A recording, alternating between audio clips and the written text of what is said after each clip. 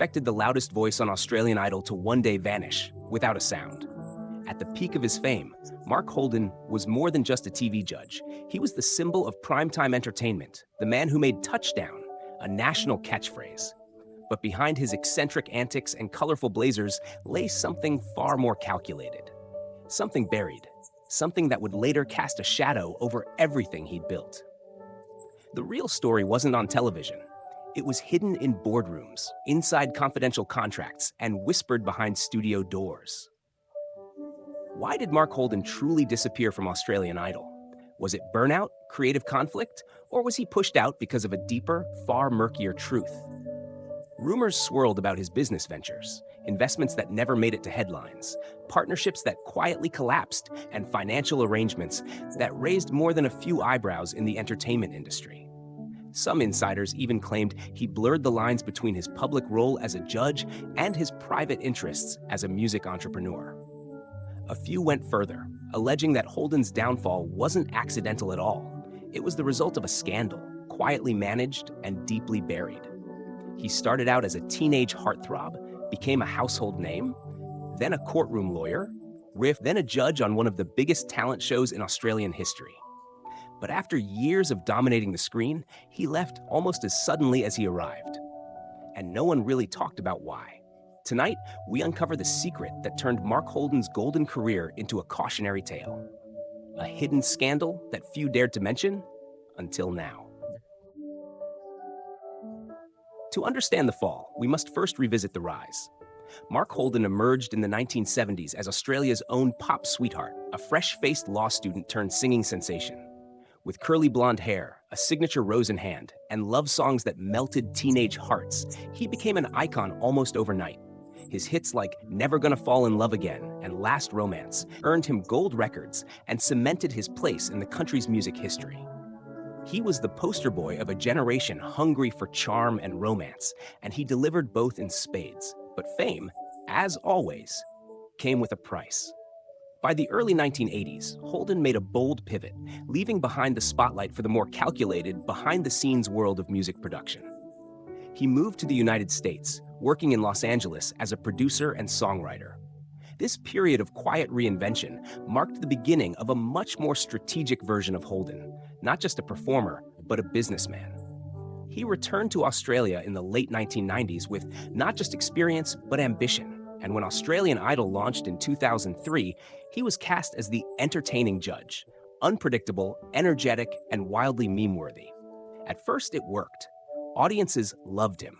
His dramatic touchdown moment, reserved for performances he believed were truly exceptional, became an emotional peak in every episode. Alongside fellow judges Ian Dicko Dixon and Marsha Hines, he brought a chaotic chemistry that was equal parts theatrical and authentic. Holden wasn't just a judge, he was the unpredictable heart of the show. But behind the flamboyant performance lay something more enigmatic. Mark Holden was never just content being on screen.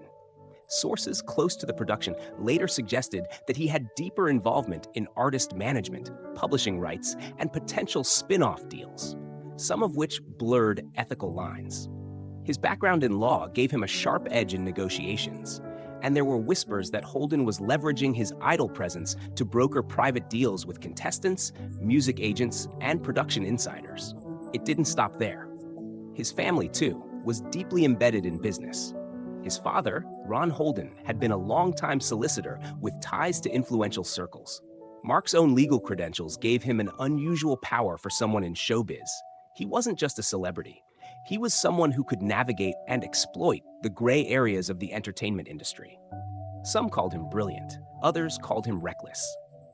Then came the shift. Around season 5 of Australian Idol, something changed. Holden began showing signs of wear. His performances on camera became more erratic. He often clashed with other judges, and producers reportedly grew uneasy with his increasingly unpredictable behavior. But beneath that, another narrative was building, one that had nothing to do with TV ratings and everything to do with money.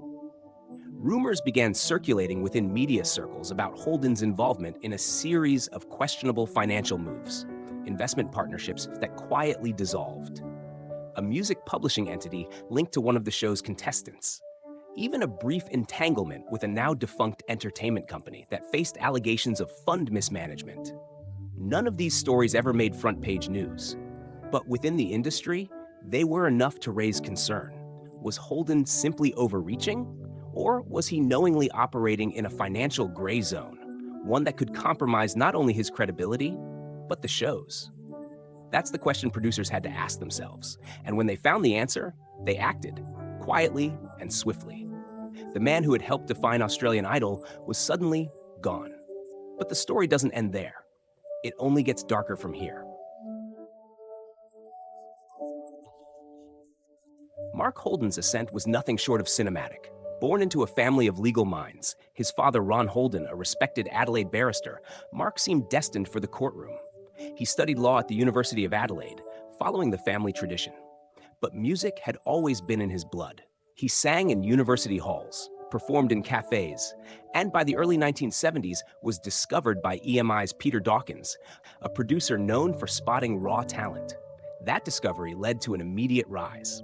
In 1975, Holden's debut on Countdown with the song Never Gonna Fall in Love Again struck like lightning. He wasn't just a singer, he was the perfect image of soft-hearted masculinity, clean-cut, emotional, with a vulnerability that made young girls cry. Holding a rose in hand, he became known as the Carnation Kid. His albums charted, his concerts sold out, and the media couldn't get enough. But despite the fame, Holden never let go of his legal roots. He finished his degree quietly, earning a law degree even as his pop stardom soared. By the late 1970s, Australia began seeing shifts in its music taste. Rock was overtaking pop. Holden, sensing the change, made another bold move. He relocated to Los Angeles. There, he reinvented himself yet again, not as a performer, but as a hit-making songwriter and producer. His credits during this period included work with artists like The Temptations and Joe Cocker, giving him a second wind in a cutthroat industry. Yet Holden wasn't done evolving. Returning to Australia in the late 1990s, he re-entered the public eye in an unexpected role, as a television personality. He dabbled in law, took on acting cameos, and even managed legal affairs in the music business. This patchwork of identities, pop star, producer, lawyer, businessman, all converged in 2003 when Australian Idol launched its first season. Holden joined as one of the original judges, bringing a blend of eccentric energy and emotional volatility. He was the unpredictable one, where Dicko played the hard-nosed critic and Marcia the soulful mentor. Holden was the wild card. His signature move, shouting "touchdown" and slamming the desk, became a national phenomenon. The audience loved it. The media loved him. But Holden's influence didn't stop at judging performances. Behind the scenes, he began expanding his footprint. He reportedly advised several contestants on post-show contracts and had growing involvement in music publishing deals. A few even claimed he offered legal help with management agreements, acting both as a mentor and a gatekeeper, someone who could open doors or quietly close them. This dual role, entertainer on screen, operator behind the curtain, wasn't inherently sinister, but it blurred lines. Was he helping artists? Or helping himself? As seasons progressed, Holden's behavior grew more erratic. He was known to argue with producers over contestant treatment. He reportedly clashed with Dicko over the show's direction. At one point, he stormed off the set during a dress rehearsal. The public saw it as Mark being Mark, quirky, intense, passionate. But insiders whispered something else, that Holden was becoming a liability. The breaking point came in 2007. In an unexpected move, Network 10 and Fremantle Media announced that Holden would not be returning for the next season. No major explanation was given. The official statement praised his contributions and hinted at a new creative direction. But even casual viewers could sense the abruptness. Holden himself offered little clarity. In interviews, he dodged questions, instead promoting his other projects, a documentary about his family, a return to his legal roots, and later, a failed run for political office. Yet behind the calm facade, the industry knew something had shifted. Whispers turned into allegations. It was around this time that financial stories began surfacing in entertainment circles. There were talks of Holden being connected to a failing investment venture in the music tech space. A former Idol contestant's family accused an unnamed mentor of steering them into a predatory publishing deal. And one journalist hinted, cryptically, that a certain idol judge had leveraged television fame for private financial gain. Though never confirmed publicly, all eyes turned to Holden. He vanished from the Idol stage, but the questions never did. Mark Holden's disappearance from Australian Idol wasn't just a creative decision. It was the final act in a slow-burning crisis that had been simmering for years. While fans assumed he left on his own terms, those within the industry whispered a different version, that Holden had become too entangled in off-screen dealings, and producers feared a scandal that could ruin not just him, but the show's credibility. At the center of this shadowy narrative was a network of questionable business ventures. Holden had quietly established several entities related to music publishing and artist development, some of which were tied to contestants from Idol. According to two former staffers who spoke off record, there were concerns that Holden had attempted to sign emerging contestants to personal contracts, effectively creating a pipeline from national exposure straight into his private ventures. This, of course, would represent a serious conflict of interest. But it didn't stop there. In 2006, Holden was reportedly involved in a now defunct company aimed at building digital distribution platforms for Australian artists. The company folded within 18 months after internal audits revealed misallocated funds and failure to disclose financial relationships between shareholders. Though Holden was never formally charged, insiders suggested that the collapse had drawn the attention of both the network's legal team and external regulators. He was playing two games, one producer said anonymously. On screen, he was the entertainer. But off-screen, he was a lawyer who understood how to structure things in ways that were legal, but maybe not ethical. Several parents of Idol contestants, mostly young artists with little industry experience, began raising questions about management offers and contract clauses that referenced companies they'd never heard of. When one of them hired a private solicitor, it reportedly uncovered overlapping ownership between those companies and Holden's known entities. Still, no lawsuit ever surfaced. No charges were filed. The whole thing disappeared just as quietly as Holden himself. But the fallout was undeniable. In media circles, Holden's reputation shifted from lovable oddball to untrustworthy operator. Journalists who once lined up for quotes now treated him with polite distance. When Australian Idol returned the next season without him, the ratings dipped slightly, but not enough to justify bringing him back. He was effectively erased from the narrative. Years later, when Holden resurfaced in the 2014 season of Dancing with the Stars, audiences were stunned by his bizarre performance in clown makeup, mumbling unintelligible lyrics and stumbling across the stage. Some dismissed it as a failed attempt at performance art. Others saw it as a cry for help, the public unraveling of a man who had once held the nation's attention. The media had a field day. Headlines mocked his behavior, but a few more thoughtful outlets asked, was this a symptom of something deeper? Depression? Shame? Or the lasting impact of a scandal no one ever got to see play out? Holden gave sparse interviews. In one rare appearance, he reflected cryptically, "I lived a few lives. Not all of them lined up the way I wanted." In 2017, he released a documentary titled Touched by Genius, chronicling his family's eccentric legacy. While deeply personal, it sidestepped any discussion of Idol, financial controversies, or his industry reputation. It was a quiet reclamation, an attempt to tell his own story, on his own terms. But by then, the damage had already been done.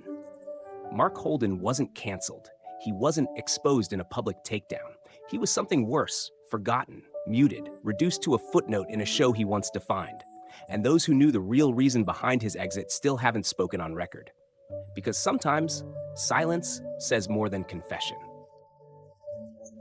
In the golden years of Australian Idol, Mark Holden was the heartbeat of the show.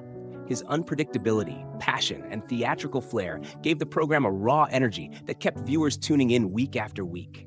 He wasn't just a judge, he was an experience. The touchdown gesture became iconic not just because of the moment, but because of what Holden represented. A man who felt music with his whole being. On the surface, he was everything you wanted from television. Charismatic, eccentric, and unfiltered. But as Aussie uncovered, we must look deeper than the surface. Mark Holden's career is a tapestry of brilliance and contradiction. He defied the limitations of genre and expectation, seamlessly transitioning from pop star to lawyer to television personality. He was, in many ways, a rare hybrid, both artist and strategist, but it's exactly this duality that became his undoing. Somewhere along the way, the boundaries between performer and businessman blurred. When you're on national television, judging vulnerable young artists who look up to you, there's a line you simply can't cross, financially, ethically, or emotionally. Holden didn't just flirt with that line, he danced over it behind closed doors. To be clear, Mark Holden was never charged with any crime. No public investigation, no trial, no formal accusations. But as any seasoned observer of the entertainment world knows, the most dangerous scandals are the ones that never go to court. The ones handled in whispers, handshakes, and quietly signed exit agreements. What does this say about him? That he's a villain? Not necessarily. It says he's human, brilliant, flawed, and perhaps too clever for his own good. It says he played the industry game with the kind of intelligence that most stars never acquire, but used it in ways that left collateral damage in his wake. It says that the same mind that made him captivating on screen may have been scheming off it. We believe Mark Holden was a vital part of Australia's pop culture fabric. His contributions to music, television, entertainment are undeniable. But we also believe in accountability, even when it's never formally demanded. Sometimes the biggest scandals are the ones you have to read between the lines. And in Holden's case, the lines were everywhere, in contestant contracts, dissolved companies, and sudden silences from former colleagues. What do you think? Was Mark Holden a misunderstood genius navigating an unforgiving industry? Or was he a showman who couldn't resist turning his influence into quiet power? Leave your thoughts, your memories, and your own verdict in the comments. Because this story, like so many in the world of fame, is far from one-sided. There was a time when Mark Holden lit up Australian television with nothing more than a shout and a gesture. One word, touchdown, and living rooms across the country would erupt. It wasn't just a catchphrase, it was a feeling, a moment when music, emotion, and belief collided. For a while, he made us believe again, in talent, in television, in the magic of live discovery. And then, just like that, he was gone. No farewell, no last touchdown, no closing curtain. Only a vague absence, explained by executive statements and deflected interviews. What remained was an echo, and the quiet void left by a man who once demanded so much attention. The story of Mark Holden is not one of triumph or tragedy alone. It's the story of someone who burned brightly, who reinvented himself more times than most are ever allowed to, and who ultimately disappeared into his own complexity. Perhaps he was too passionate, too ambitious, too unwilling to just play the role assigned to him. Or perhaps he simply knew something we didn't, that the spotlight is never truly safe. Today, he lives mostly outside of public life. A man once cheered by millions now walks through the world with the anonymity he once could never afford. And yet, for those who remember, he will always be the man with the rose, the voice that cracked when a performance moved him, the lawyer who made a show feel like theater. Some stories are never told, but now you know. And in knowing, you carry a small piece of a moment in Australian culture that can never be repeated. When a man like Mark Holden could be everything, star, judge, mentor, and mystery, all at once. Because legends don't always fade. Sometimes they just walk away, and no one dares ask why.